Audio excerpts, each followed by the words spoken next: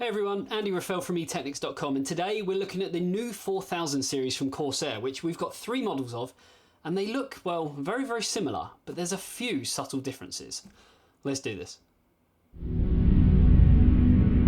The iQ H150i Elite Capellix from Corsair. Let's take a look.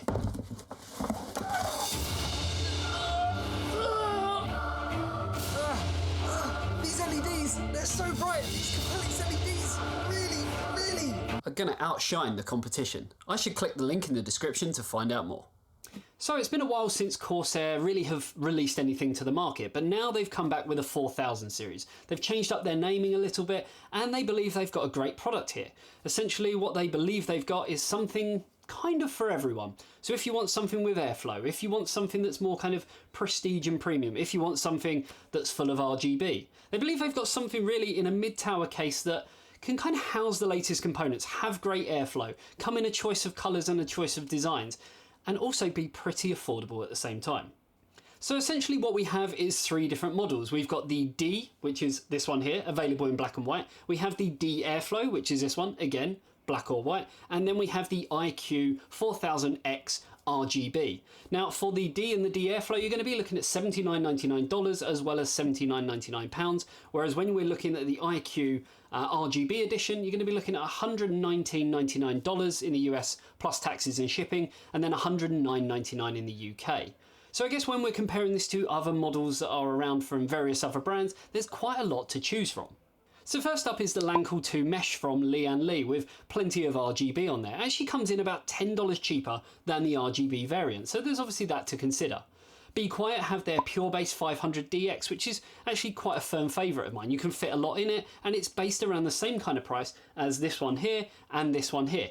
Yes, it's maybe lacking a few features here and there, but it's pretty good overall. And of course then we have NZXT, who kind of sits somewhere in between the pricing of this one, and also the RGB edition. And I guess in a roundabout way it has RGB if you plump for the I model, but doesn't if you go for the non-I model, but it comes in a little bit cheaper. So there is a lot to consider at this price point, but Corsair believe that they've got a lot more sort of bang for your buck when it comes to looking at prices of cases around, well, anywhere from this one, and of course the more expensive one. So let's focus on one model at a time and sort of go through, I guess, everything that's included with it. Let's talk about the design first and foremost. I mean, there is a slightly different design to these cases, but it all really comes down to the front panel. Everything else, for the most part, apart from the included fans and maybe the included RGB controller, is pretty much the same. I mean, on the front of this one, you'll see it does kind of have a premium prestige look to it. It's no frills. You're not going to have any RGB or anything like that. This one, obviously, you get a glass window. You get to see exactly what's going on at the front of the case. And then this one, as the name would suggest with airflow, you get mass amounts of airflow on there. So with all 3 of these cases, they actually do have a removable front panel. So all you simply have to do is remove it like that, and it has these little sort of clips at the top and at the bottom. This kind of gives you a full view of what you're dealing with on any of these cases. So it's exactly the same to take this one off of here, and these are actually made out of metal. Obviously this one is glass on the RGB edition, just so you can kind of see what's going on. Now with the black one, you can see that we do have this nylon mesh kind of dust filter. On the white ones, it's exactly the same, but it's white. And these are easily removable as well. You simply just pull it like this. There's a few magnets holding it in place, but it means that it's easy to take off and clean. And it allows you to get to the fans, which some come with, I guess, more included than others, but we'll talk about that a little bit later on. Now, one cool thing with a dust filter is I do like the fact that they've gone quite subtle with the branding. So you will see on this one there is some subtle Corsair branding just at the bottom, nothing sort of too ostentatious or over the top. Now on the dust filter it actually denotes what the model number is, 4000DX on this one, and on this one and the other one it will actually say 4000D. Now with 3 models on the market, as I mentioned, one is predominantly aimed at sort of the airflow market and really sort of giving you the best ventilation possible. I do kind of feel that maybe with the glass on this one and the full metal panel on this one, that you are going to be quite restricted with the airflow, because air is really only going to be able to get in down this side and also down the other side. So I don't know what that's actually going to mean for the average end consumer, especially with the new graphics cards coming out from Nvidia with their kind of 350 watt limits. Does that mean cases are going to have to step up their game to really try and eliminate that heat? At the moment, who knows? So speaking of airflow, what does it actually mean for the cases themselves? I mean, what do we get included? Well, on the cheaper models, the D and also the D airflow, well, we get one fan included in the front of the case, as you can see. And these are just your standard 120mm kind of airflow fans. On the RGB edition, of course, they step the game up just a little bit. So on this particular model, it is actually 3 120mm SP RGB fans, and these can all be controlled through the included RGB controller, which consequently hooks up to Corsair's iQ software. So as we move around the case, you can see that all three of them actually have tempered glass. The black one, is worth showing, is ever so slightly smoked, and you will notice that on the black and the white, they do have colour match borders. So we've got this kind of white border around on this one, and the black one has a black border. Now, these are actually held in a bit of a weird, I'm going to say janky way. That's the best way I can explain it. So they do have captive thumb screws, which do have a subtle bit of yellow on there. For some reason, it's got this kind of weird yellow washer. It kind of works though. I kind of like it. Now, once you've unscrewed these, it's actually a matter of kind of pushing it like that. So it's kind of like a hinge. It swings out. But then at the front, it has this weird kind of clip mechanism. I'm not overly sure on what the design choice was there, why they've gone with that kind of route. But I guess if it works, then it works. So once we've taken that side panel off, really we get the first impressions of what things are looking like on the inside. And things from the get-go, they look very, very spacious. And I honestly feel with the iQ RGB, it's really going to look nice, even with the tempered glass window on there, everything kind of shining through. As we move around to the right-hand side, you can see that it's got the same captive screw design, and basically the side panel kind of opens the same way. It is a little bit clunky, the fact that you have to kind of push it out and then kind of unhinge it and pull it off. Obviously the side panel is made out of steel, there's no ventilation on it, and I mean, it hasn't got too much of a bad flex to it. I mean, you wouldn't really expect anything worse than this, especially at this price. So I will get to the inside of this and kind of what's on offer here later on in the video, but I do want to talk about the rest of the outside. So on the top, they do come with dust filters. So on the black one that we've got here, it does come with a pretty large magnetic black dust filter. On the white ones, it actually comes with a grey dust filter, which I wasn't sure about at first, but it kind of works. The whole black sort of fans, the white case, the grey on the front, the grey on the dust filter, has got a little bit of a weird yellow tab on it, which I do kind of like. If you don't like it, I guess there's nothing stopping you really cutting this off and just removing it if you're not overly keen on the whole kind of yellow staring you in the face. The whole top of the case is pretty much made up of this whole dust filter. Yes, you have got your top I/O, which incorporates everything that you'd expect. So we have an illuminated power button. We've got USB 3. We've also got a Type-C connector, which is nice to see. I mean, just thinking, this case is $79.99 or pounds if you're in the UK, probably about the same in euros. Just adding a Type-C connector to something generally costs around $10. So having it in at this price point, I think is very, very important. Has also got a 3.5mm headphone and microphone jack, and also your reset button.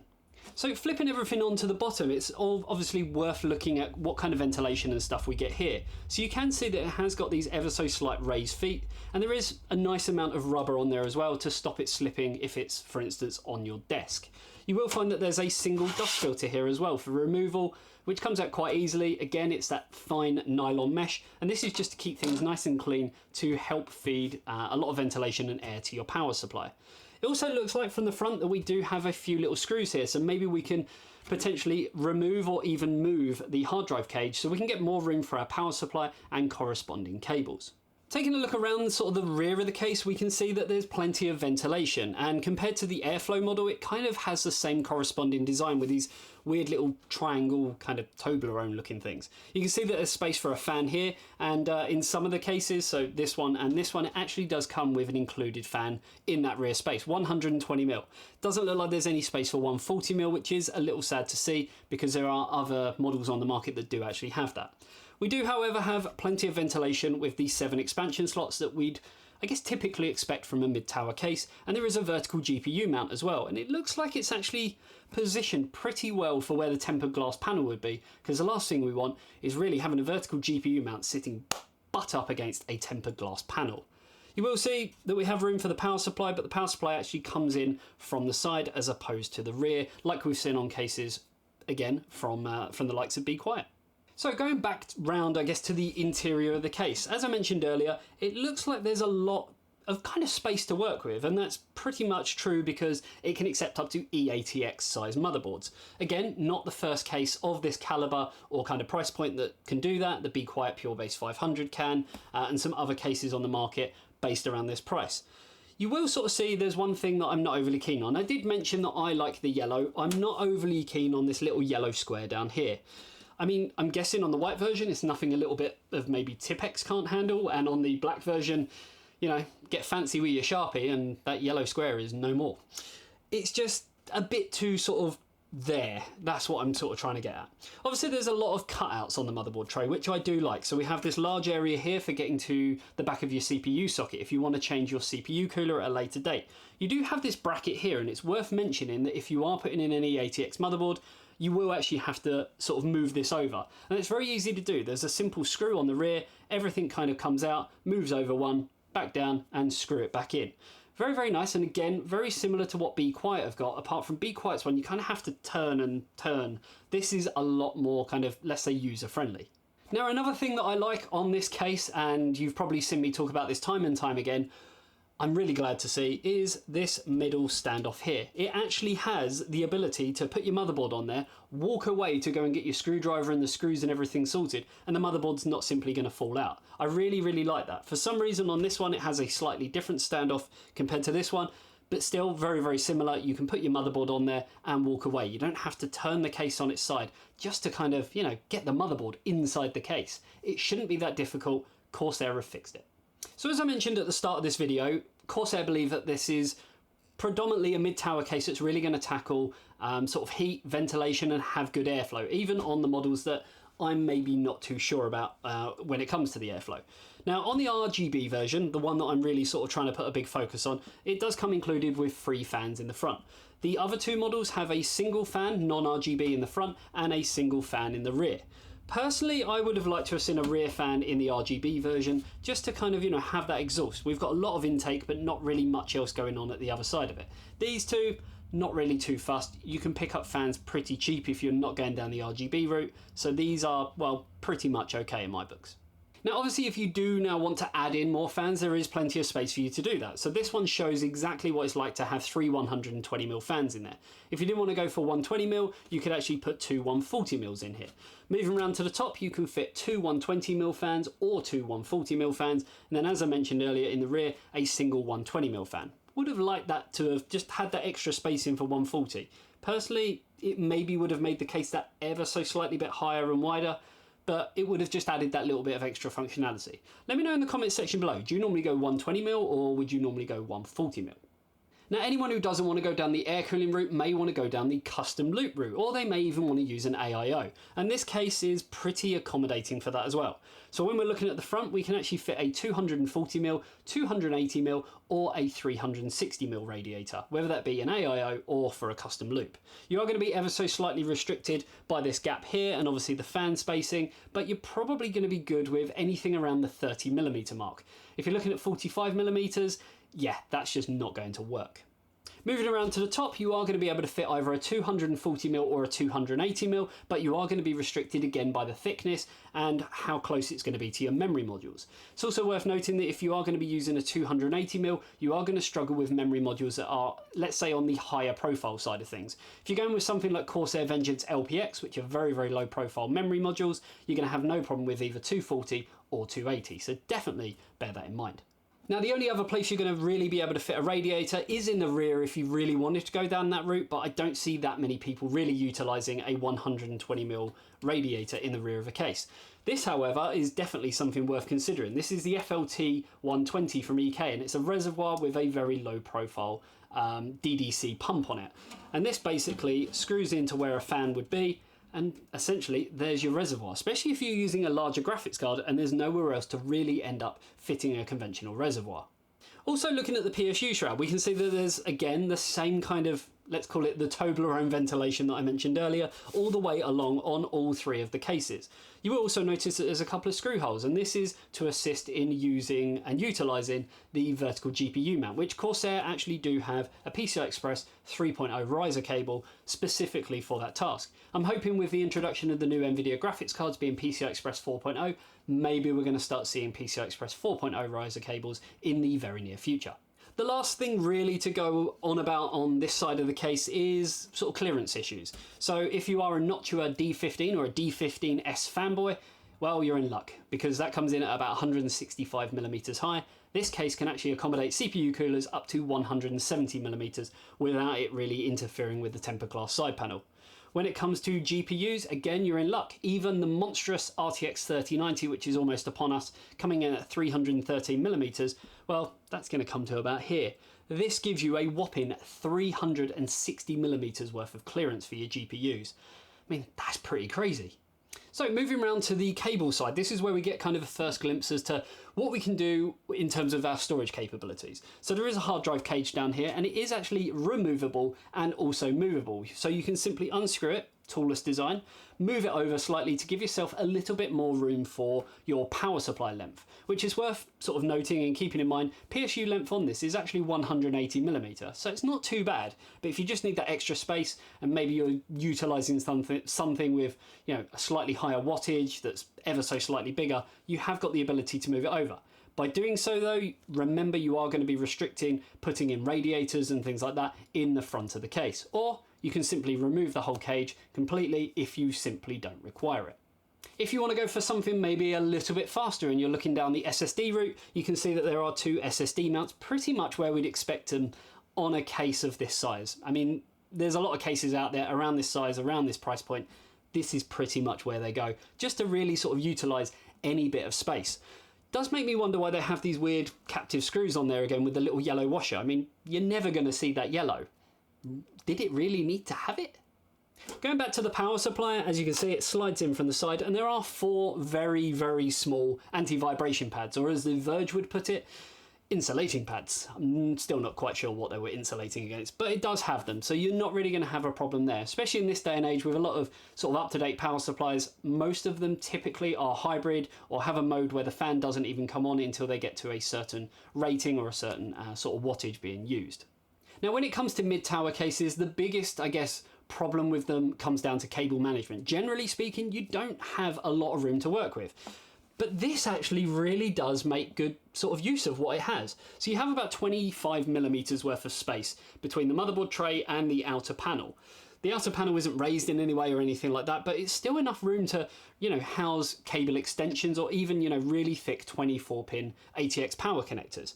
On top of that, you do have this single cable raceway, which does have 3 Velcro cable ties on there for sort of, you know, really putting down the chunkier cables, again, like a 24-pin ATX connector.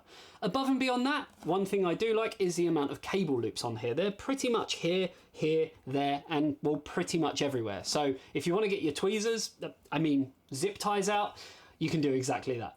Did you see what I did there? Another cool thing that you are going to get, and this, I guess, predominantly is why this is a slightly more expensive case. Yes, you get the 3 RGB fans compared to the D and the D Airflow, but you also get this little beauty here, which is an RGB lighting controller. So it's the Node Core. We have seen them implement this into cases in the past, and this is no different. Seems like every IQ case coming sort of forward is going to have this.